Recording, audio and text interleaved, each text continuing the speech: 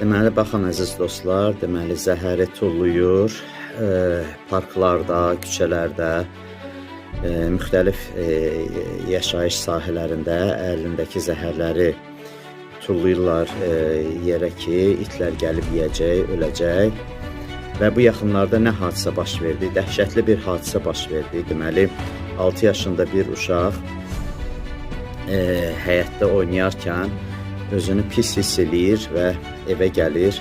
Evdən onu xəstəxanaya aparırlar. Xəstəxanada ağzından ağ köpük gələrək 6 yaşında uşaq həyatını dəyişir, ölür və onu xilas etmək mümkün olmur. İndi gözəl insanlar, baxın biz nəyin araşdırmasını çıxırıq, nəyi sübut eləyirik. Deməli, dünən Şəkidən mənə telefon zəngi oldu və bildirdilər ki, şəhərin müxtəlif yerlərinə, parklara, digər yaşayış sahələrində itləri öldürmək üçün zəhərli yeməklər tulluyurlar. Və sonra həmin bu zəhərli yeməklərin o tullandığı yerlərdə uşaqlar gəzir, uşaqlar oynayır.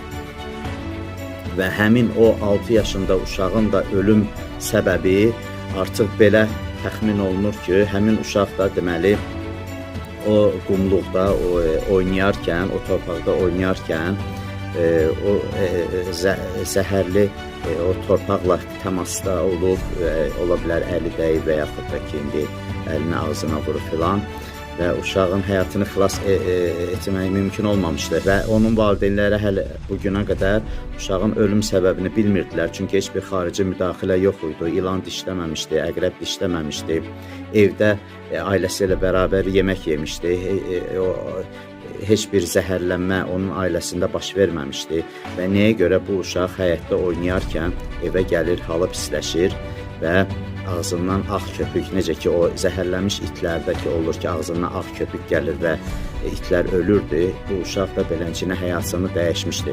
Bu bir dəhşətdir, hörmətli dostlar, bu bir dəhşətin üstünü biz açdıq, bu cinayətin üstünü açdıq biz, hörmətli dostlar. Mən xahiş edirəm, hörmətli cənab prezident, hörmətli Mehriban xanım, bu cinayəti gizlətmək mümkün deyil.